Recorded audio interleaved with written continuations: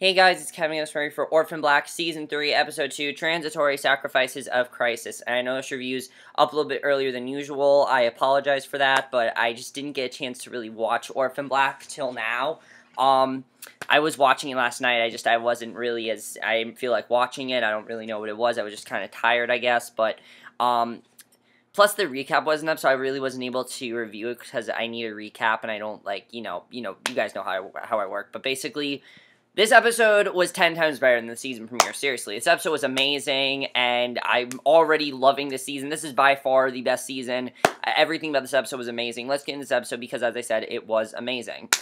And we start off with probably the hottest girl I have ever seen on Orphan Black. Seriously, this girl was legitimately just, oh my god, she was so hot. And Rudy has taken this girl home. He's gotten her drunk. They're starting to have sex with her, and, it seems like everything's going great and everything, and she was so hot. I'm sorry she was hot and everything, and, basically, she freaks out until Seth shows up, and basically Seth shows up, and she finds out that they're gonna have a threesome with Seth, and she did not sign up for this, and Rudy says that they were taught to share, and they're both naked, and you see, this really well done shot, I have to say. Something I really love I've always loved about the show is the cinematography, because as we know, Rudy and Seth are played by the same man, so the way they do it, they have, these four hands, right near her, and it's really well done the way they did that. I thought that was an amazing way to start the episode, and I love that, honestly. That was an awesome way to start the episode, and it's so thrilling, and if that's how each episode is going to begin, if we start with, a really epic scene like that from each episode,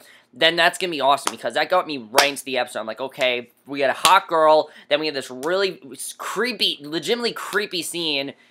I'm in. Seriously, that was an awesome way to start it. So we then see Sarah, Kira, and Cal, and I was glad that Cal was back because I really like Cal's character. I thought Cal was a good character. I thought it was a good love interest for Sarah, and he's back in this episode. And they're on the way to the new place that Cal bought for himself and for them, and it's kind of a cute scene. You see that they're getting settled there, so basically the next morning, Paul shows up to Seth and Rudy's place, and basically to conduct tests on them, and they wear some sort of eyewear. By the way, we don't see Rachel and Delphine the whole episode because Delphine's actually taking over Rachel's job, so we don't see them the whole episode, which honestly was fine. We didn't really need to see them because the episode focused a lot more on Project Castor than it did on Project Dyad. It focused a lot more on that, so basically, Rudy gets it through fine, but Seth falters a little, and Rudy explains that because they drank last night, Paul lets it go and gives them extraction orders, but they don't want to leave because they don't have the original sample. So obviously, since they're on the original sample, they need to do the test again. I was interested in seeing what was going to happen there. So Scott shows up at Felix's to check up on Cosima, and he says that Dr. Nealon at the Dyad wants to meet up with them, so I thought that was interesting. I kind of like this bonding between Scott and Cosima. I also like seeing Felix there as well. I think it's kind of well done the way they're kind of changing some things around this season. I like that. So Allison's at their kids' soccer match, and she's angry about Marcy, of course, because, she's running against Marcy. And it seems like people like Marcy more than her, and Donnie says that they can't afford the campaign, and they might even have to sell the house if they really want to go through this, because, they're having a lot of money problems and everything. Of course, Donnie lost his job, so they're really in deep shit. I mean, really, they are. It's not like it's a good... They really have a lot of problems with what's going on there.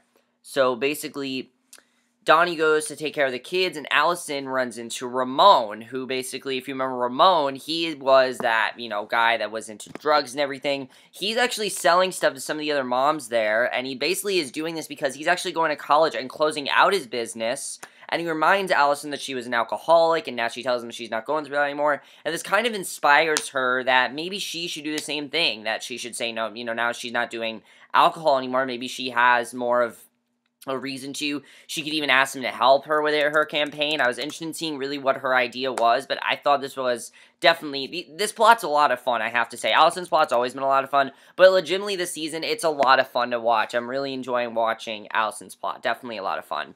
So Sarah, Kira, and Cal are playing in the house. It's really cute just seeing them, play the hockey thing and everything.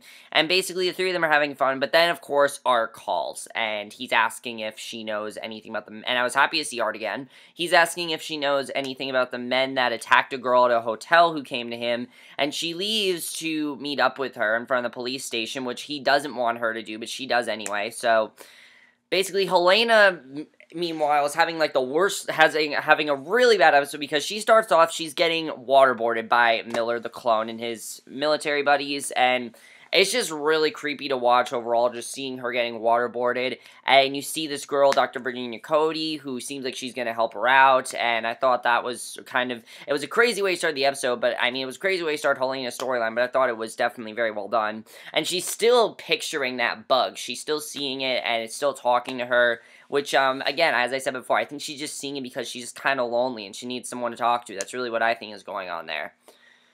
So, Mrs. S is still very upset what she's done to Sarah, and while Felix tries to calm her down, he hands her a new cell phone, and it's a clean one for her to use to contact her friends and be dodgy. She can help them with her resources, and I really like what Felix says to her. She says that none of them get to sit out on this one.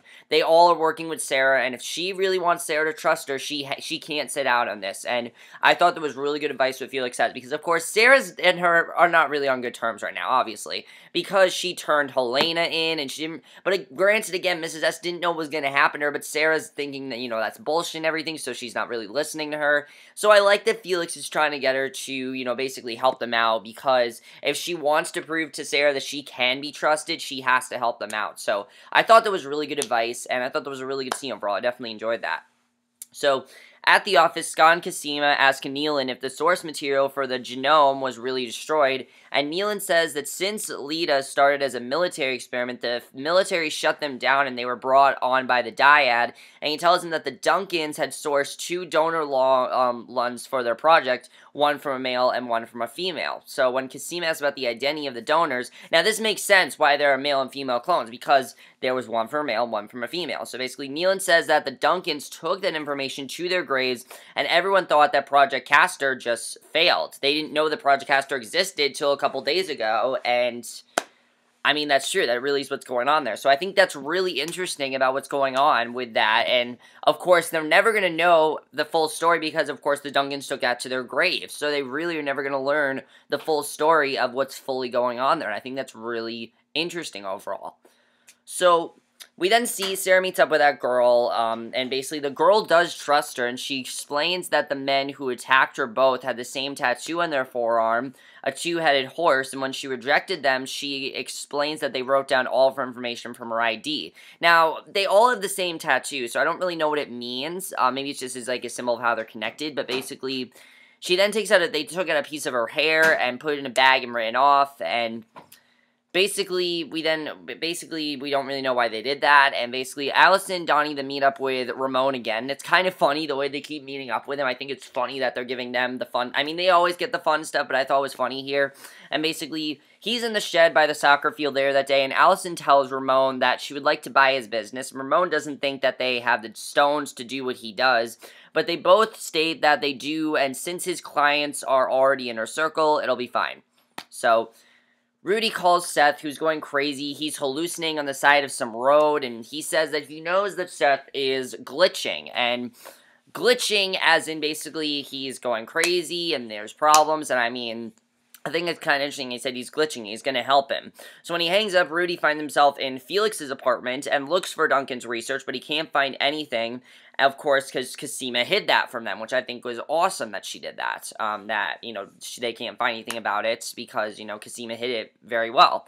So Sarah calls Cosima to see why Rudy and Seth would, rip the piece of hair out of that girl, and basically Cosima explains it's probably for DNA testing of some sort, which it probably is. I mean, they need to have the tests go well, so they probably just need a piece of her hair, which I think is kind of interesting that they did that, and I just thought overall it was really interesting.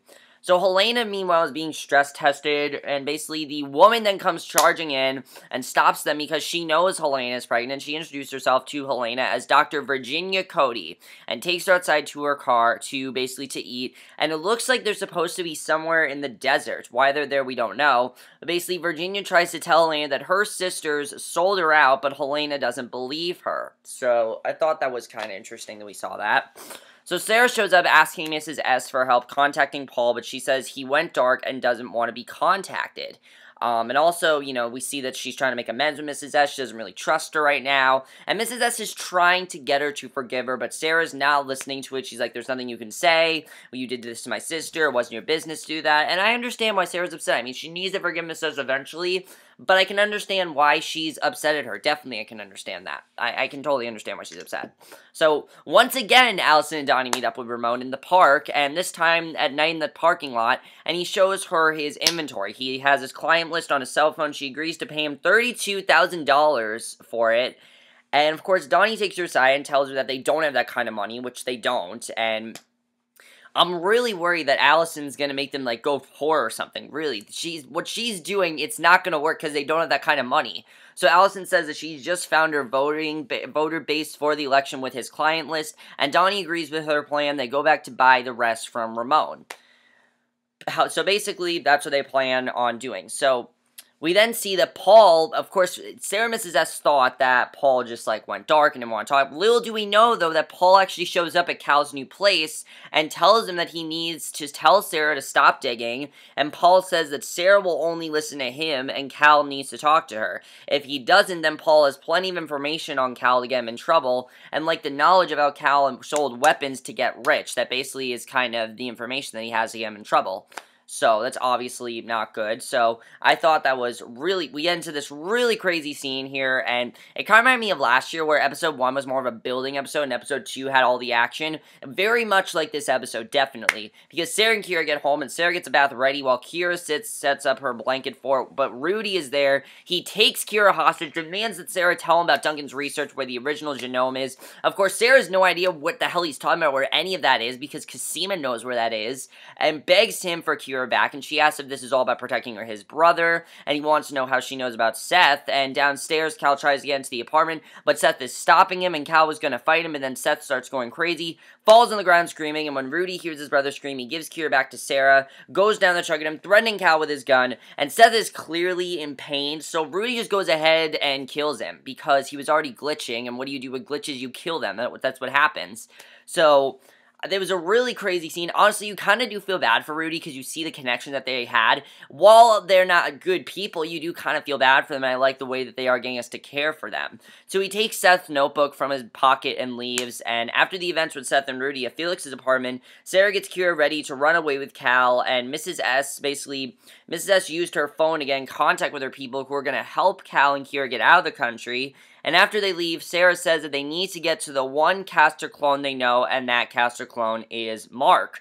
Speaking of which, Mark is in his hotel room somewhere with Gracie. It's the middle of the night, and Gracie wakes up to see that he's not in bed. He's in the bathroom, takes a blowtorch to his arm to try and get rid of his tattoo, so Gracie doesn't know that he's one of the Castor clones, and that's basically how the episode ends. So, crazy stuff in this episode, definitely. This was a crazy episode. There's a lot to talk about, and I love pretty much everything going on in this episode. Let's talk about Rudy. Rudy's now on his own. Rudy doesn't have Seth. He has Mark, but he doesn't have Seth now, and I think he had to kill Seth. He had to kill Seth. He was glitching. He really had no choice but to do that, and I think that's just really interesting overall what's going on there. So, obviously, Sarah, Kira, and Cal, you know, they're running away now. They're getting away from, you know, they're now going away. They're getting out of the country. Where they're heading next, I don't know. I kind of feel like it's going to be like last year's episode where they were on the road and things like that. I think that's going to be interesting to see what ends up happening there. Are they going to find out what's going on with Mark? Because they definitely need to somehow get in touch with Mark. I don't exactly know how they're going to handle this whole Mark situation. But definitely there's something going on with Mark that they need to know, and I don't really know what it is yet. So Alison and Donnie meeting up with Ramon. I don't really know if this is going to work because obviously they don't have the money and things like that. So how are they going to make this promise to Ramon? I'm not really sure how this is all going to work. Helena, it seems like Virginia's going to help her out. I don't know how she's going to help her out. We'll see what happens. You know, because Virginia's trying to tell her that basically her sister sold her out, which they didn't, and it was Mrs. S that did that. So obviously Helena doesn't believe her right now, so eventually, you know, she knows, I don't know if Helena knows who did it, but she knows her sisters are not like that, which I find just kind of interesting overall, and I'm wondering if Virginia is going to find out who actually did it, because it seems like Virginia wants to help her, she just thinks that her sisters did that, so I don't really know what's happening there. Paul seems like he's the enemy this year, which is not good, obviously. He's going after Cal, and I don't know what's going to happen there. But these male clones are legitimately very creepy, and I gotta give it up to the guy that's playing them. I don't know who's playing them, but he is legitimately creepy. With Rudy and Seth, like that opening scene, and almost everything seen throughout this episode, they were legitimately creepy, and that's awesome that they did that. They were very creepy and scary as well. It was pretty awesome, I have to say. Definitely, I love seeing that.